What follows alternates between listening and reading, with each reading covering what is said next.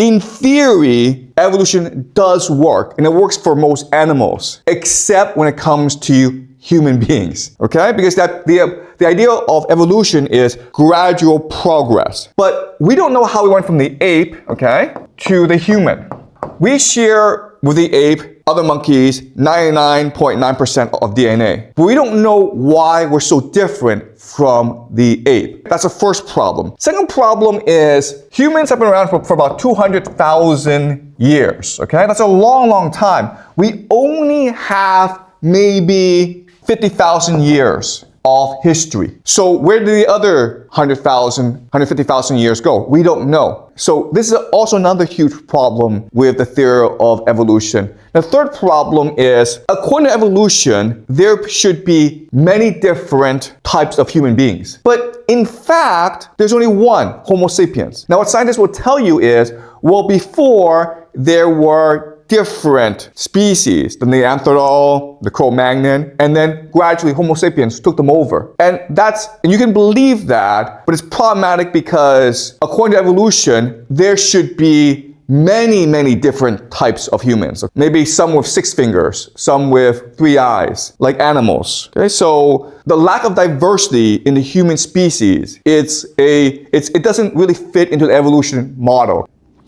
All right, so that's the problem with evolution. The real problem is with human mind. So let's go over some of the problems. With neuroscience, what they teach you is that what the worldview does, that's very important, is that it filters memories. Okay, the reason why is every day you're absorbing a lot of experiences. If your brain were to absorb all the experiences, your brain will explode because there's too much information to process.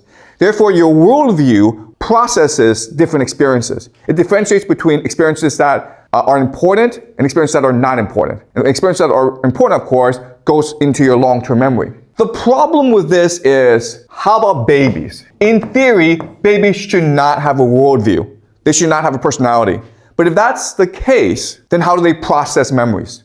How do they know what memories to store, what memories not to store? The other thing is that I have 3 kids, and I can tell you that they're all distinct personalities. It seems as though they were born with a worldview. And then the question then is, where does this come from? Your eye color, your hair, your height comes from your parents' DNA, right? So is your personality from your parents' DNA? Probably not, okay? Just ask yourself, am I a composition of my parents' personalities? You're not. You're a different person than your parents. So this is a huge problem with this model. Where does the personality come from? And why is it embedded in us from very first day? What's more problematic is how we think, consciousness. We do not have currently a model for how we think. In fact, if you study neuroscience, you will find there are a lot of gaping holes in our understanding of the brain. For example, we do not know where the brain stores memory.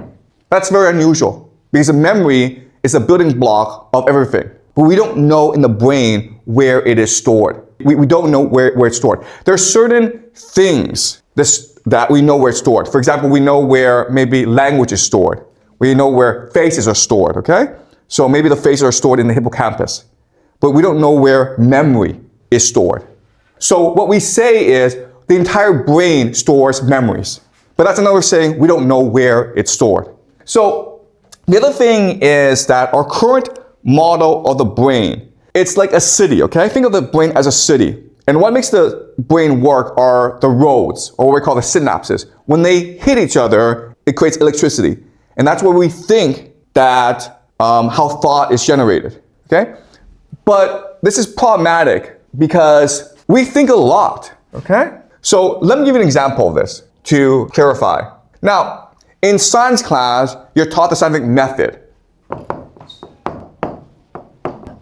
Okay, what's the scientific method? Well, you do research. You create a hypothesis from the research, and then you create an experiment to test out the hypothesis. And then you have data, and then you make observations, and then you refine the hypothesis. And this is what we believe a way to model the act of thinking. And you're taught this in every class, even in English class, right? You do research, then you create an outline, right? The outline has a thesis with 3 evidence, right? And then you write it out, write a draft, you edit it, and you repeat the process. Okay, this is what you're taught in school. Okay, I'm gonna say something that will shock you, okay? This is what you're taught in school. This is what you believe works. But as someone who is much older than you are, as someone who actually thinks for a living, who teaches for a living, who writes for a living, I'm gonna tell you, how you actually think is the complete opposite. So what happens is you actually think or imagine the story or the idea to begin with, okay? And then you start working backwards to create the process. You're taught in school, it's a process that creates the idea. What I'm telling you is that in reality, it's the idea that creates the process. So let me give you an example of this. If you look at every major scientific discovery, it all came to the person in a dream or when or it sort of popped into that person's head. Okay? It's just think of a light bulb popping up, okay? So an example is Albert Einstein. Albert Einstein created his theory relatively not in a laboratory, not by doing research with other scientists, but simply by sitting in a patent office every day and just daydreaming. And then boom, the idea came to his head. He's like, okay, now I have this idea. Now what he's going to do is go back and look for the evidence to support his idea. Yes? Hypothesis. Okay, is a hypothesis the idea? Okay, no, the hypothesis is the assumption. What I'm trying to tell you is the idea or the final product comes first. Then you go backwards and you create the draft. Then you create the outline. Then you do the research. Now, I know this sounds weird, but let me give you more examples. James Watson came up with the double helix model of DNA. How he did this was he spent years and years working to figure out how DNA worked. And then boom, one day he had a dream of a staircase, a double staircase. And he's like, maybe that's the model I need to use. And then he started to do more research and he discovered, hey, this works. But the question then is, how did that get into his head? Okay, let me give you another example. I write books and I've written 3 novels. And you won't believe this, okay? But my wife is here and like she knows how I work.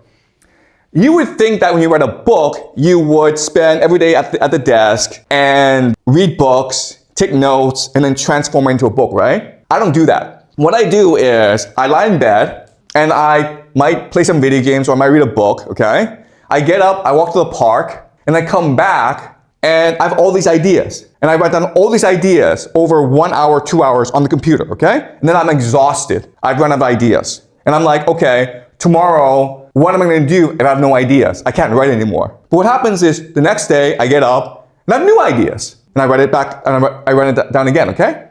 So it's not like I am generating these ideas, it's more like I'm receiving these ideas. If you actually watch me work, it is almost impossible to think that I actually do any work because I'm always like lying around or walking around or daydreaming, okay? My wife tells me that when I write or when I work, it's like I'm possessed. I'm possessed by something, okay? Meaning like I don't see anything and I really don't know what other people are doing because I don't care. I don't care because I'm focused on my work. Also, I'll give you another example, the way I teach. Now, when you see me teach, you think, oh, you must have a script. You must have outlined the class. I don't do that. I have a conception, I have a framework in my head. I come to class and I teach. How do I teach? I watch your observations, I watch your facial expressions, and based on your responses, I then start to flesh out framework. And how do I do that? Because I'm always accessing a higher force. And I'm receiving this information that I can then articulate to you in class. And that's why if you have been with me for a long, long time, 10 years, you will know I've never taught the same class ever. You can go on YouTube and watch all my videos. I teach this class different each time. Because each time, What I'm doing is I'm channeling a higher force and bringing it to you. But it is a conversation, it's a dialogue. And it's no different from reading a book or seeing a great painting, okay? Each experience is unique because a painting or the book, it's almost like a platform for you to experience the divine or higher power. Okay? When you read a great book, that's literally what you feel. You feel as though you are in conversation with the universe.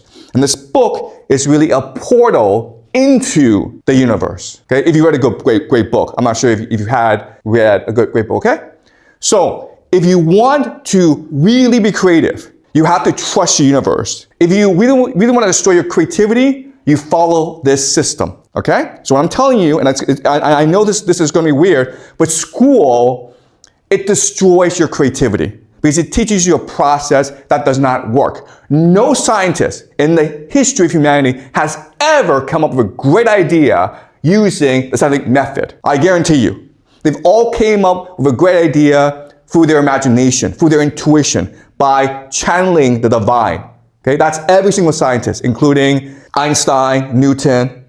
Yes? I agree with what you're saying, but personally, I think scientific method is more like how these inspirational ideas are being presented to others. Oh, yes.